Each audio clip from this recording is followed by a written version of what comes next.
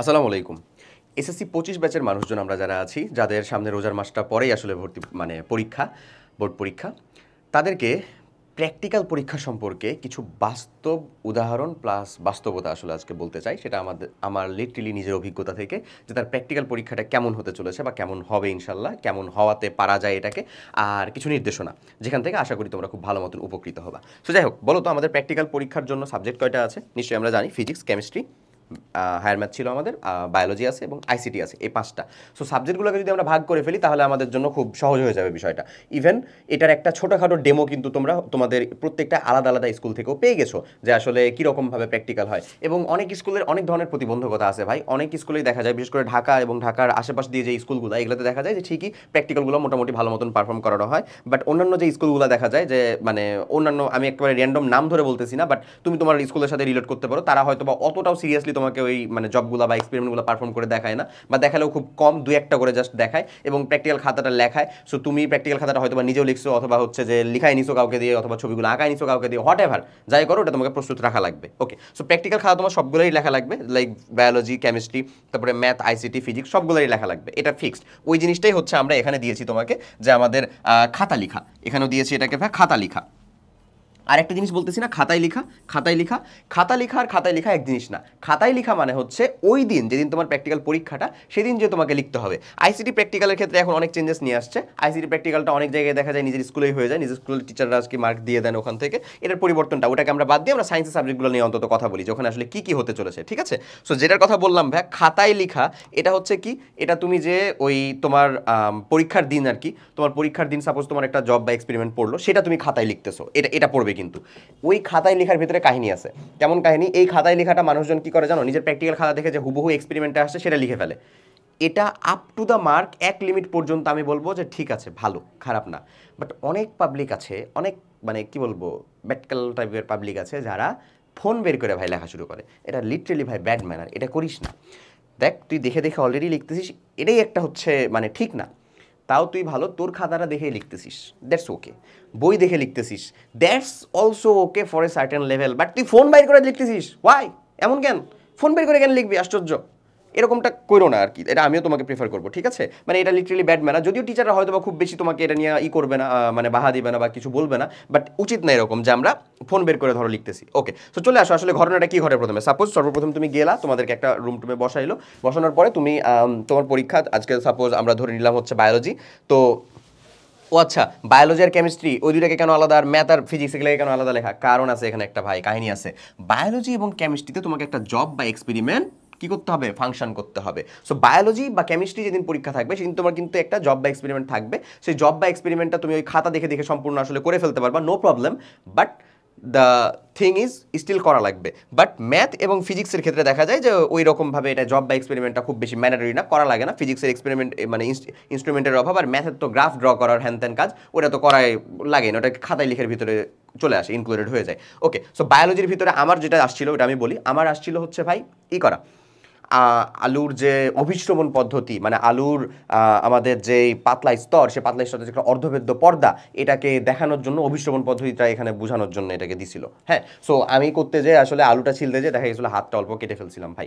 So স্যারদের sympathy ছিল, মাঠ পেয়ে গেছিলাম, আলহামদুলিল্লাহ ভালো। এটা একটা ব্যাড ট্রিক, এটা ট্রিক আবার কেউ ফলো করিও না, যে কাটতে যে কেটে ফেলি তাহলে সিম্প্যাথি দিয়ে মার্ক, না না, ভালো কথা না।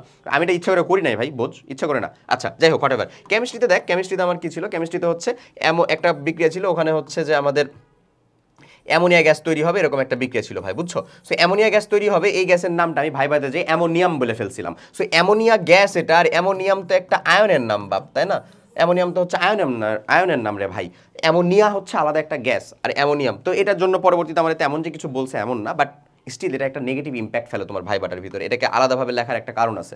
যাক, চলে আসো এবার আমরা একটু স্পেসিফিক্যালি যাই কি হবে ঘটনাটা। ঘটনার প্রভাবটা হচ্ছে, যদি যদি এক্সপেরিমেন্ট থাকে, সো সবার প্রথমে একটা লটারির মতন করে বা একটা কোশ্চিন নেবে, একটা একটা করে তোমার একটা এক্সপেরিমেন্ট চলে আসবে। গ্রুপ অফ পাবলিকের ওই এক্সপেরিমেন্টটা আসবে, তার ভিতরে কিছু মানুষজনকে ওই জবটা পারফর্ম করতে দিতে হবে, সের ভিতরে তোমার নামটাও থাকতে পারে। ওকে, সাপোজ তুমি জবটা পারফর্ম করতেছো, জবটা ঠিকঠাক মতন পারফর্ম করতেছো কিনা এটা আসলে টিচার, বা তুমি পারো কিনা এটা টিচার আসলে তোমার অ্যাপ্রোচটা দেখেই বুঝে যাবে। হ্যাঁ, তারপরে বায়োলজিটাতে ওই যে খুব গুরুত্বপূর্ণ একটা বায়োলজি বক্স নিয়ে গেছো কিনা, হ্যাঁ হ্যাঁ, হ্যাঁ, ওটা আবার খুব গুরুত্বপূর্ণ একটা অ্যাপ্রোচ। বায়োলজি বক্স তোমার কাছে আছে কিনা, থাকলেই মনে হয় যে না ছেলে প্রফেশনাল, এমন সে মার্ক পেয়ে যাবে, এমন একটা ঘটনা কিন্তু ঘটে। ওকে, সো এগুলো একটু নিয়ে যাওয়ার ট্রাই করো বায়োলজির ক্ষেত্রে। ওকে, তারপরে ধরো কেমিস্ট্রি আর বায়োলজির ক্ষেত্রে এক্সপেরিমেন্টটা চলতেছে, এক্সপেরিমেন্ট চলার পাশাপাশি প্যারালালি দেখা যাচ্ছে যে অনেক পোলাপেন ওই যাদের এক্সপেরিমেন্টটা পড়ছে ওটা ওরা করা মানে লেখা শুরু করছে, ওটাকেই বলতেছি আমরা হচ্ছে খাতা লেখা ভাই। আর তারপরেই থাকে হচ্ছে মেনলি তোমার ভাইবার পার্টটা। ভাইবার পার্টের ভিতরে নর্মালি দেখা যায় যে এসএসসি পর্যায়ে একজন করে ভাইবা নেয় না, 2জন বা 3জন করে নর্মালি নেয়। তোমার ক্ষেত্রে একজন করেও নিতে পারে, 3জন থেকে 4জন টিচার থাকেন ভাইবা বোর্ডের ভিতরে। সো তোমাকে ভাইবা যে কাজটাই করতে হবে, ফুল একটা কনফিডেন্ট থাকা লাগবে। ওভার কনফিডেন্স না, বেয়াদবি না, জাস্ট নম্র ভদ্র পোলাইট থেকে কনফিডেন্সের সাথে কথা বলতে হবে টিচারের সাথে ভাইবার ভিতরে। এখন ভাইবাতে কোয়েশ্চেন কি হয়, নর্মালি তোমার যেই জব বা এক্সপেরিমেন্টটা পড়ছে সেই রিলেটেডই কোয়েশ্চেন হবে। সাপোজ ম্যাথের ভিতরে আমি বলি আমাদের সময় 2জন করে ভাইবাটা নিয়েছিল, ম্যাথ ফিজিক্স কেমিস্ট্রি, প্রত্যেকটার ভাইবা আমার স্পেসিফিক মনে আছে ভাই একেবারে। শোন আমি বলি, হায়ার ম্যাথের ক্ষেত্রে আমাদের ভাইবার ভিতরে আমার পাশে আমার ফ্রেন্ডকে, একটা মেয়ে ফ্রেন্ড পড়ছিল আর আমি পড়ছিলাম, আমার পাশের ফ্রেন্ডটাকে জিজ্ঞাসা করছিল টিচার কি জানো, আরবি বর্ণমালায় হরফ মানে আরবি বর্ণমালায় ওই যে মানে হরফ কয়টা, 29টা প্রবাবলি, তাই না? ওইটা বোঝ। হায়ার ম্যাথের ভাইবা ধরে জিজ্ঞাসা করছে। So it's up to the sir যে কোনো কিছুই জিজ্ঞাসা করতে পারেন। আমাকে জিজ্ঞাসা করছিলেন যে রুয়েটের উপরে তার একটা হচ্ছে যে থিম লাইন, যেমন আমাদের এজ কোর্সের একটা থিম লাইন আছে, কমন আসবেই, এরকম রুয়েটের একটা থিম লাইন আছে, পরে তোমার সৃষ্টিকর্তার নামে এরকম একটা থিম লাইন আছে ভাই। তো এই থিম লাইনটা কি আমি পারি নাই আসলে। সো যাই হোক, পরবর্তীতে আবার ম্যাথের একটা কোশ্চেন জিজ্ঞাসা করছিল, আমাকে করছিল হচ্ছে যে 3x + 2y = 5 আর x - y = 1, এই দুইটা সরল রেখার কয়টা ছেদবিন্দু পাওয়া যাবে? কয়টা আসলে? একটা অবভিয়াসলি।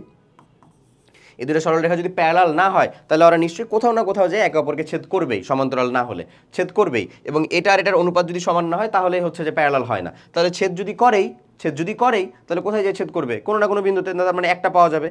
দেখো একঘাত বিশিষ্ট সরলরেখা হলে একটাই পাওয়া যাবে মাস্ট, সো প্যারা নাই, একটাই। এরকম টাইপের কোশ্চেন কিছু রিলেভেন্ট জিজ্ঞাসা করতে পারে। কেমিস্ট্রিতে যেমন বললাম যে গ্যাসটা তৈরি হবে, সে গ্যাসের নাম কি আমি বলে ফেলছিলাম হচ্ছে অ্যামোনিয়া, তৈরি হতে অ্যামোনিয়াম। সো ভাইবাটার উপরে বিশেষ করে ম্যাথ, হায়ার ম্যাথ এবং ফিজিক্সে অনেক কিছুই ডিপেন্ড করে, তোমার ইমপ্রেশন ডিপেন্ড করে, তোমার মোটামুটি মার্কটা ডিপেন্ড করে। সো তোমার খাতা লেখছো যেটা, ওই যে তুমি আগে থেকেই খাতাটা লেখাই নিছো বা লিখছো যেটা, ওটার উপরে একটা মার্ক আছে অবভিয়াসলি, ওটা তুমি একটা ভালো মার্ক পাবা ইনশাল্লাহ। তারপরে তুমি প্র্যাকটিক্যাল পরীক্ষা অ্যাটেন্ড করছো, সেটার জন্য একটা মার্ক আছে। মানে আপ টু দ্য পয়েন্ট 25 মার্কের ভিতরে তুমি যদি ভাইবাটা নম্র ভদ্রভাবে কাটিয়ে দাও, সেখানে সব প্রশ্ন নাও পারো, তাও তুমি ইজিলি 25+ পাবা, এবং 20+ পাবা। এবং তুমি যদি আসলে নম্র ভদ্রতার সহিত কাটাও তাহলে তুমি 23+ পাবা ইজিলি। এবং দু একটা কোশ্চেন পারলে ইজিলি 23+ পাওয়া যায়, 24, 25ও পায় মানুষজন ইজিলি। ঠিক আছে, যদি ভাইবার ভিতরে তোমার স্কুলের সাথে ওই টিচারের কোনো প্রবলেম না থেকে থাকে তাহলে। সো আমরা এখন এবার যে কাজটা করতে চলেছি, যে আমাদের যে SSC last shot revision programme আছে, এখানকার ভিতরে কিছু প্র্যাকটিক্যাল এক্সপেরিমেন্ট রাখতে চলেছি। সো তোমরা আসলে লিটারেলি এটা কমেন্টের ভিতরে জানিও। যারা অলরেডি আমাদের এনরোল করে ফেলেছে তাদেরকে আমরা বলি নাই এর কথাটা ব্যাপারটা, বাট স্টিল এটা আমরা একটা ঘোষণা হিসেবে নিয়ে আসতে চাচ্ছি যে আমরা লাস্ট শট প্রোগ্রামের ভিতরে তোমাদের জন্য প্র্যাকটিক্যাল এক্সপেরিমেন্ট কিছু রাখবো প্রত্যেকটা জায়গা থেকে। ঠিক আছে, যেগুলো তুমি আসলে করে রাখছো তোমার খাতার ভিতরে, হ্যাঁ তুই করেও রাখছো, সেটাকে আমরা প্র্যাকটিক্যালি তোমাদেরকে এরকম 3D মডিউলে হোক অথবা সামনাসামনি হচ্ছে এক্সপেরিমেন্টের ল্যাবের মধ্যে এরকম একটা সেটআপে হোক বুঝিয়ে দিতে যাচ্ছি। তো তোমরা কাইন্ডলি কমেন্টে জানিও যে ওই লাস্ট শট প্রোগ্রামের ভিতরে তোমরা এরকম একটা জিনিসকে চাচ্ছ কিনা, তোমাদের আগ্রহের উপর নির্ভর করবে এটা আসবে কিনা, কারণ এটা লিটারেলি হচ্ছে সম্পূর্ণ উন্মুক্ত থাকবে, সবার জন্য ফ্রি থাকবে। ঠিক আছে, সো এই পর্যন্তই। ইনশাল্লাহ পরবর্তী কোনো প্র্যাকটিক্যালের ভিতরে দেখা হচ্ছে। সবাই ভালো থাকো, আল্লাহ হাফেজ, আসসালামু আলাইকুম।